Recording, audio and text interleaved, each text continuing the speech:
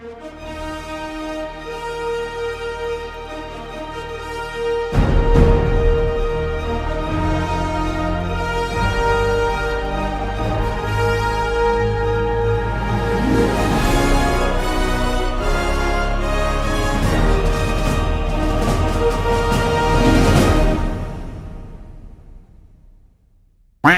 warahmatullahi wabarakatuh. Salam, Om Swastiastu, Namo Buddhaya, salam kebajikan dan salam sejahtera bagi kita semua.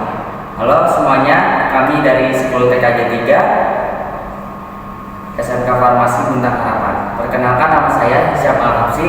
Saya Usia Ramadhani. Saya Stephen Manuel. Kami akan menjelaskan tentang penelitian sejarah.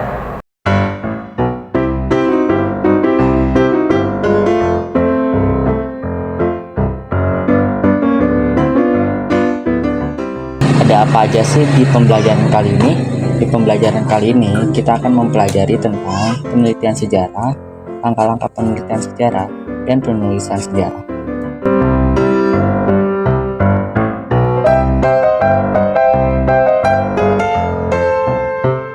Apa sih penelitian sejarah itu?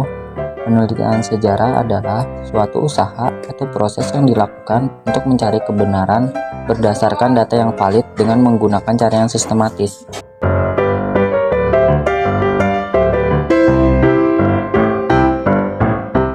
Yang kedua, ada sumber-sumber sejarah. Sumber-sumber sejarah sendiri yaitu sumber benda. Sumber benda adalah sumber sejarah yang diperoleh dari peninggalan benda-benda kebudayaan. Kedua, ada sumber tulisan. Sumber tulisan adalah sumber sejarah berupa tulisan atau pahatan. Yang ketiga, ada sumber lisan. Sumber lisan adalah suatu keterangan yang didapat secara langsung. Sumber-sumber sejarah dibagi menjadi dua, yaitu sumber primer dan sumber sekunder.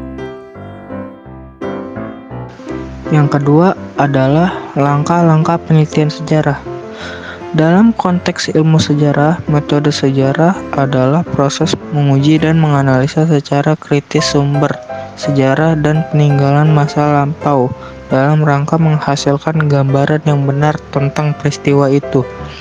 Dalam melakukan penelitian terhadap sejarah, maka ada beberapa tahapan yang akan dilakukan oleh peneliti. Tahapan tersebut antara lain: 1. Menentukan topik. Tahapan yang pertama adalah menentukan topik sejarah untuk diteliti. Peneliti dianjurkan untuk mengusung topik baru yang melibatkan peristiwa bersejarah dan sifatnya penting sekaligus belum terpecahkan. Yang kedua adalah heuristik atau mengumpulkan sumber. Heuristik adalah tahap-tahap untuk melakukan mencari, menemukan, dan mengumpulkan berbagai sumber informasi berupa data atau lainnya yang relevan dengan topik.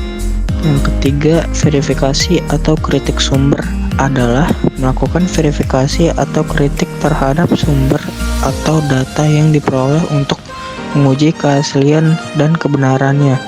Proses verifikasi atau kritik sumber itu sendiri terbagi menjadi dua macam, antara lain A. Verifikasi eksternal dan B.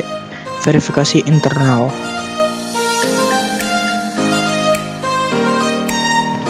Yang keempat adalah interpretasi atau penafsiran. Interpretasi dilakukan untuk mendapatkan fakta yang logis dan sesuai dengan konteks peristiwa secara menyeluruh dan menjadi satu kesatuan yang harmonis. Yang kelima dan yang terakhir, historiografi merupakan kegiatan menangkap dan menulis sejarah sekaligus tahap paling akhir dalam langkah penelitian sejarah. Secara etimologi, historiografi berasal dari kata historia yang berarti sejarah dan graphia yang artinya penulisan. Historiografi terdiri dari latar belakang kronologi kejadian atau peristiwa, analisis sebab akibat, uraian tentang hasil penelitian, dampak, dan berakhir dengan kesimpulan. Historiografi terbagi menjadi dua macam, antara lain historiografi naratif, historiografi strukturalis.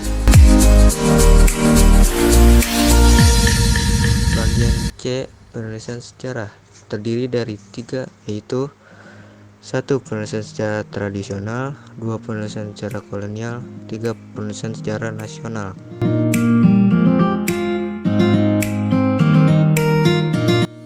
Yang pertama, penulisan sejarah tradisional. Penulisan sejarah dalam bentuk tradisional ini lebih ditekankan pada penggunaan atau sebagai bahan pengajaran agama. Kebanyakan karya penulisan sejarah tradisional ini kuat dalam hal genealogi, namun tidak kuat dalam hal kronologi dan juga detail geografis. Yang kedua, penulisan sejarah kolonial. Berbeda dengan bentuk penulisan sejarah tradisional, bentuk kolonial lebih mengarah atau memiliki ciri-ciri Eropa sentris atau Nederland-sentris.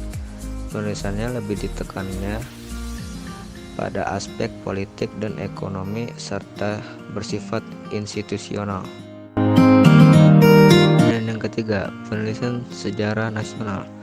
Adapun yang ketiga, yaitu bentuk penulisan sejarah nasional yang ditulis dengan menggunakan metode penelitian ilmiah secara terampil. Hal ini dilakukan untuk tujuan atau kepentingan nasionalisme.